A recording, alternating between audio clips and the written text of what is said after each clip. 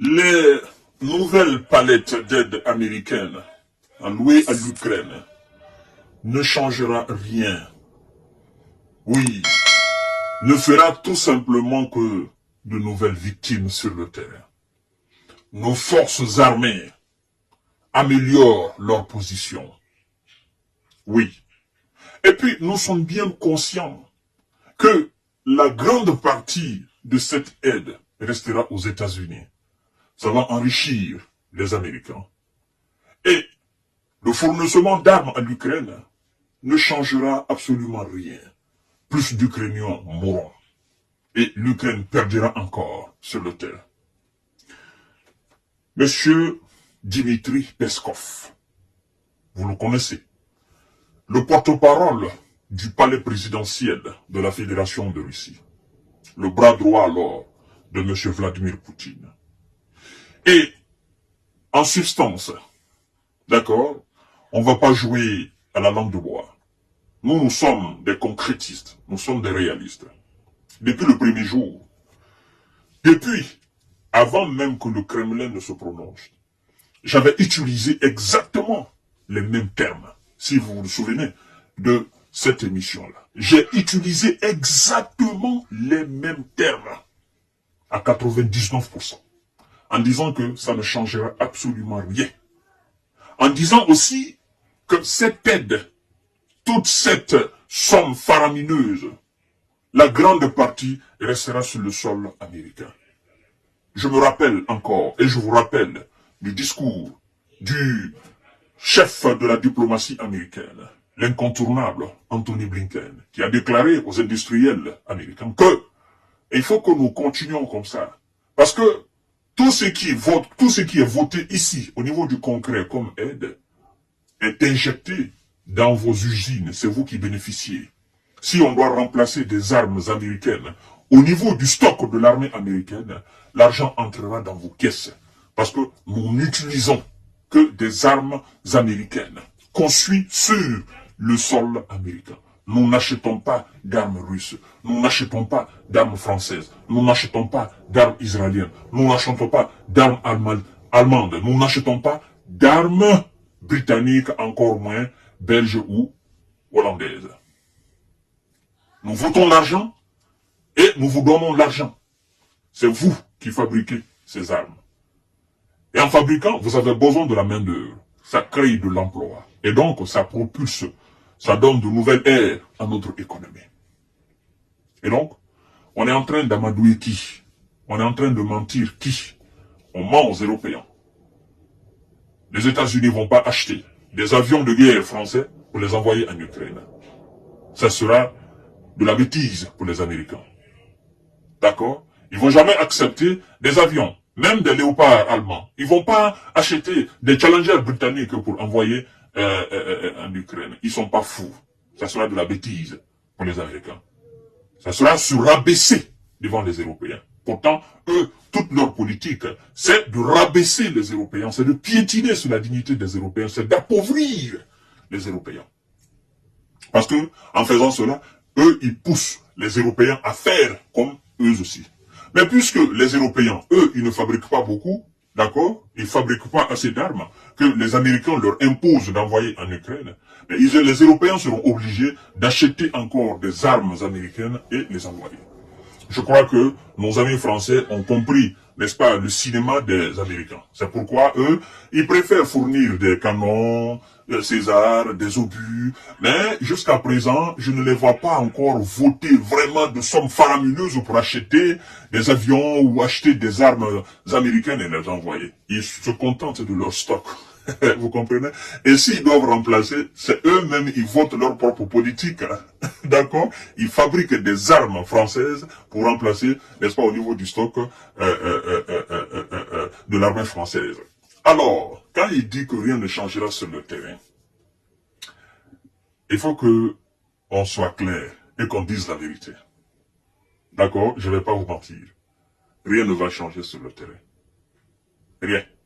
Il n'y aura pas de percée majeure, comme a indiqué le général historien, je crois bien, qui était sur les plateaux de LCI.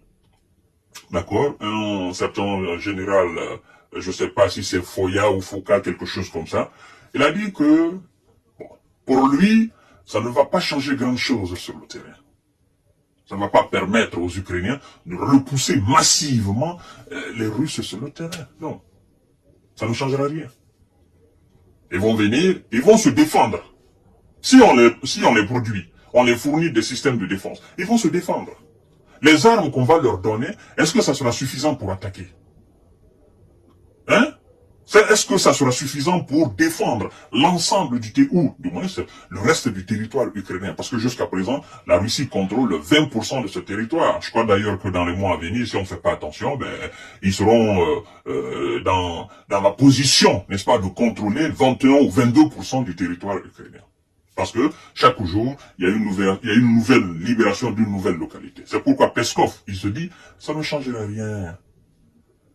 D'accord? Il y aura assez de victimes du côté ukrainien. Ça ne changera rien. Parce que tout se passe là-bas. L'Amérique envoie, ça se passe là-bas. Nous avons nos soldats là-bas, ça se passe là-bas. La destruction, c'est là-bas. La désolation, c'est là-bas. La désillusion, c'est là-bas. Le déconvenu, c'est là-bas. Tout, c'est là-bas. Vous voyez? Ça, c'est pas en Russie. Tout, c'est là-bas. C'est ce que ça veut dire. Et ils sont pas en position. Parce que vous savez, l'Amérique mise sur cette aide massive. Mais en réalité, ils ont besoin de soldats expérimentés, très bien formés, pour faire fonctionner ces armes qui viendront. Parce que tu ne peux pas donner quelque chose à quelqu'un qui ne maîtrise pas. Il faut que tu le formes au maniement de la chose que tu vas le donner pour se défendre ou pour l'utiliser. Donc pendant toute cette période de formation, d'abord de fournissement, parce que ça va prendre du temps pour les fournir. Et quand on les fournit, ceux qui sont sur le terrain, les quelques soldats qui sont sur le terrain, ils n'ont pas une grande connaissance du maniement de ces armes-là. Et si on ne sait pas les manipuler, écoutez, on se fait du mal tout seul. Parce que le temps qu'on prend pour les utiliser, ou le temps qu'on prend pour comprendre les ficelles de ces machines, pendant ce temps, la Russie est en train d'avancer. Et donc, il va falloir encore former de nouveaux soldats ukrainiens au maniement de ces armes. Et l'autre question qu'il faut se poser, c'est que les premières armes occidentales qui ont été envoyées, qu'est-ce qui s'est passé avec? L'Ukraine a fait quoi avec? Parce que normalement, c'était censé défendre. C'était censé percer des lignes de défense russe. Au lieu de cela, ces armes offensives se sont transformées en armes défensives. N'ont pas alors pu accomplir leur mission n'est-ce pas, offensive. Et même la mission défensive, ils n'ont pas pu. Parce que si ces armes ont été efficaces, on ne serait pas là aujourd'hui avec de nouvelles dominations et de nouvelles libérations de nouvelles localités. On nous a dit non, les soldats, les troupes qui étaient là, ils n'avaient pas la grande connaissance d'utiliser ces armes-là.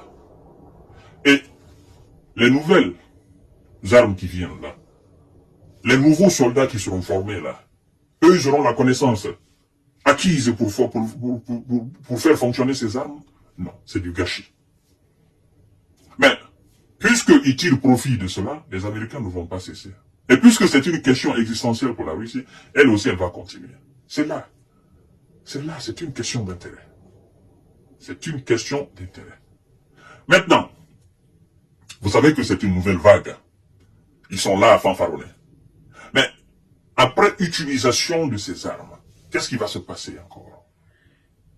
Est-ce qu'il va falloir voter autre somme? Et c'est là, le monde se dira, la fois dernière, vous avez fanfaronné avec l'aide de 61 milliards. Ça n'a pas changé quelque chose. Vous voulez encore voter pour 200 milliards. Mais écoutez, tant pis pour vous. Comme c'est vous qui déboursez, et comme c'est vous qui dépensez, et comme c'est vous qui perdez, tant pis. Alors, dommage que ça se passe dans un autre pays. Parce que si ça se passait aux États-Unis, écoutez, je crois qu'il y a longtemps on aurait trouvé une solution. Mais puisque c'est très loin des États-Unis, mais aussi très près des États-Unis, faut pas oublier cela. C'est très loin des États-Unis, mais aussi très près des États-Unis, parce que la Russie est à 2 centimètres des États-Unis. 2 centimètres. Il n'y a même pas de kilomètres. 2 centimètres. La Russie est juste à 20 minutes. Je ne dirais même pas 20 minutes. Oui, peut-être 20 minutes à 30 minutes. Quand je dis 20 à 30 minutes, vous devez savoir, je parle de la capacité russe à atteindre les États-Unis. Voilà, c'est pourquoi je dis, elle est très loin. Le territoire ukrainien est très, très loin des États-Unis, mais la Russie, elle est tout proche des États-Unis. Voilà. Donc, on n'est pas encore arrivé là, et on ne souhaite pas qu'on en arrive là. Mais, comme a dit les Russes, voilà, les Occidentaux attendaient que la Russie réagisse par rapport à cela. C'est le porte-parole de la Maison Blanche, du Kremlin qui a réagi. Donc Vladimir Poutine jusqu'à présent, bon, de toutes les façons, il sait que ça ne va absolument rien changer. Voilà, mesdames et messieurs, à tout à l'heure pour notre série d'informations de décortiquage. Partagez la vidéo dans tous les groupes possibles et abonnez-vous sur cette page. C'était la réponse, c'était la réaction, n'est-ce pas? La réaction du Kremlin par rapport à la fanfaronnade des Américains.